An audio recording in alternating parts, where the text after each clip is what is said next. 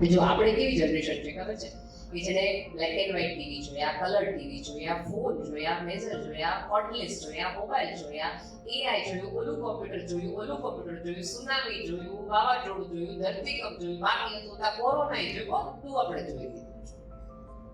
બરાબર? છાપામાં ફોટો આવે અને આપણા દૂરના મામસી આવે કે આ છોકરીએ લગ્ન કરવાના છે તો આપણે એવા લગ્નો જોયા વગર લગ્ન થઈ જાય, સામે બેસીને જે લગ્ન થઈ જાય એ જોયા, લવ મેરેજ જોયા, અરેન્જ મેરેજ જોયા, બધા પ્રકારના મેરેજ જોયા, વ્યક્તિ પોતાની સાથે લગ્ન કરે એ લગ્ન આપણે જોયા, છોકરો છોકરી બંને એકબીજા સાથે લગ્ન કરવાનું, બે છોકરા બે છોકરી લગ્ન કરે એ બધું જ આપણે જોઈ લીધું છે. આપણે કશું જ બાકી નથી જોવાનું. એટલે આખું ગૂગલ નું નાનો વર્ઝન તો આપણી અંદર છે, ગૂગલ કરતા આપણે અમુક વસ્તુ જાતે જોઈશું. પણ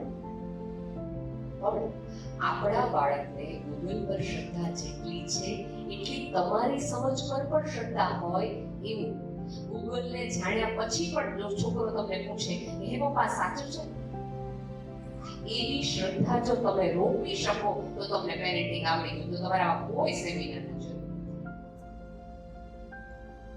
હા, ગૂગલ એને ચોક્કસ કહી દેશે હું ભાવનગરથી નીકળું તો મને નડિયાદ ક્યાં ને બધું ડાબે જમણે બધું દેખાડે, પણ ઘણી વાર ગૂગલ એમ દેખાડે કે આ જ છે અને ત્યાં બેઠેલો એક ચોકીદાર કે આયા નહીં હામે છે,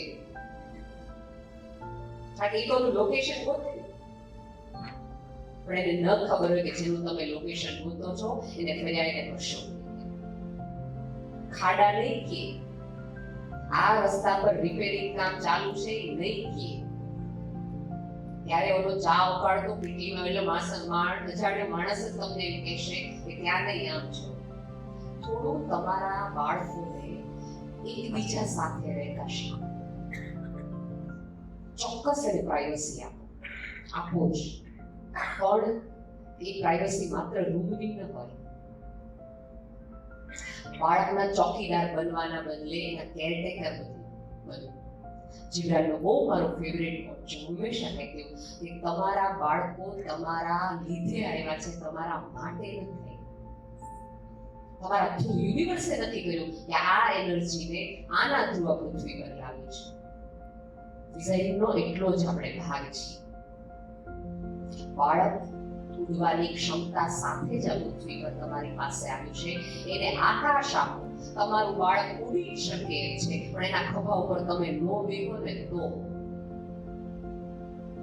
આપણા બાળકના ખભા ઉપર આપણે અપેક્ષાઓનો, ઈચ્છાઓનો, સ્વપ્નાઓનો એવો બોજ રાખીએ છીએ કે બાળક નથી કરે, આના કરતા તો કરી જાઓ. તમે વિચાર ન કરો, મને તો એટલું બધું દુઃખ લાગે કે અત્યારે છાપામાં એવું આવે કે 9-10 વર્ષના બાળકનું ડિપ્રેશન આવી ગયું છે.